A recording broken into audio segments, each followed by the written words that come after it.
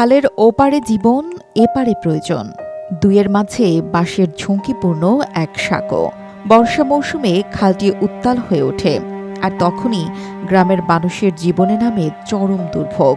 সেতু না থাকায় বাঁশের তৈরি একটি অস্থায়ী সাঁকোই তাদের একমাত্র ভরসা।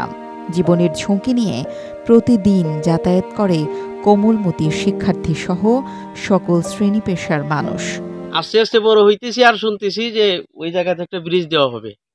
অনেক এমপিদের আমল শেষ হয়ে গেল, অনেক মন্ত্রীদের আমল শেষ হয়ে গেল, কিন্তু আমাদের রাস্তা হওয়ার, ব্রিজ হওয়ার কোনো খোঁজ খবর নাই।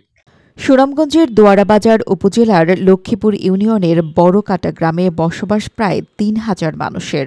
গ্রামে রয়েছে দুটি মসজিদ ও একটি সরকারি প্রাথমিক বিদ্যালয়। তবে বড়কাটার ভোগান্তিতে আটকে আছে শুধু এই গ্রামের মানুষই নয়, পার্শ্ববর্তী বৈঠাখাই, এরুয়াখাই, তিলুরাকান্দি ও চকবাজার গ্রামের আরও অন্তত ১০,০০০ মানুষ প্রতিদিনই এই বাঁশের সাঁকো দিয়ে যাতায়াত করেন।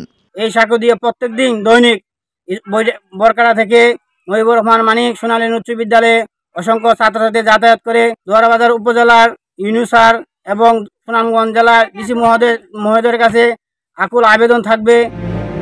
সাধারণ সময়ই সাঁকো পার হওয়া কঠিন, কিন্তু বর্ষায় পরিস্থিতি আরও ভয়ানক হয়ে ওঠে। পানির উচ্চতা বেড়ে গেলে সাঁকো হেলে পড়ে। অতিরিক্ত স্রোতে সাঁকো ভেঙেও যায় প্রায় সময়।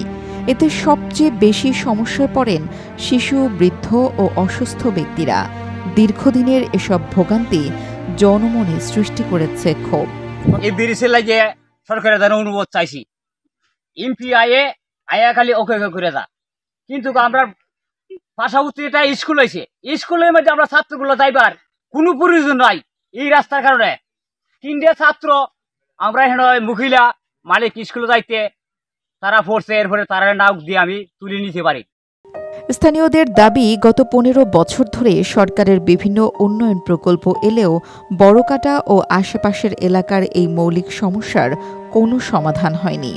একাধিকবার জনপ্রতিনিধিদের জানানো হলেও বছরের পর বছর ধরে আশ্বাস দিলেও নির্মিত হয়নি একটি সেতু।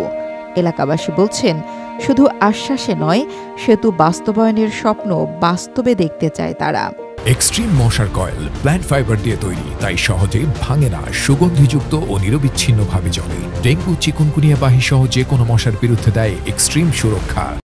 আর কোন সময় হইব, আরেকবার বিএমপি আইব না জুম্মাতে যেও আইয়ে, আমরা এটা করতো না। ডাক্তার ইউনূস স্যারের সাথে আমার অনুরোধ, আপনি দায়িত্ব থাকতে আমরা ব্রিজটা করে দেন। আর তো আমরা করতাম, ডাক্তার ইউনূস সাহেব করে গেছে আমরা ব্রিজটা। কত রাজা, কত এমপি, কত মন্ত্রী বদলিয়া গেল।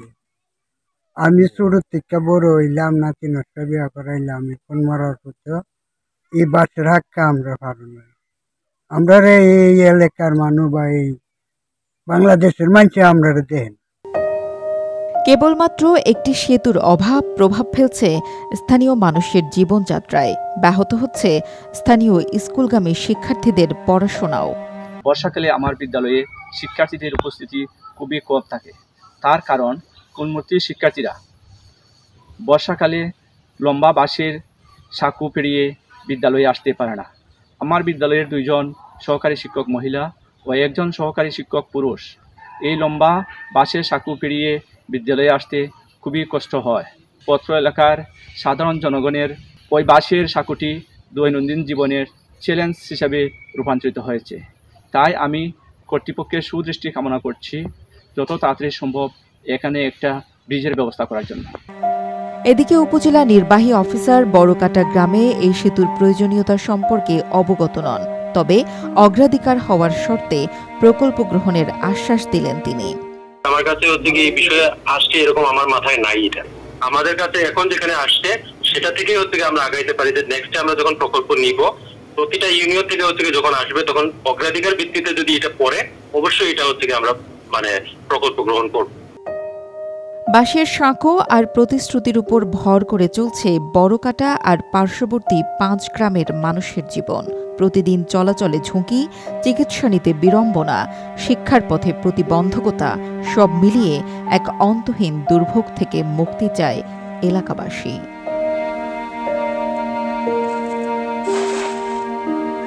সায়াদ হোসেন সবুজের পাঠানো তথ্য ও ভিডিও চিত্রে ডেস্ক রিপোর্ট কালের কণ্ঠ।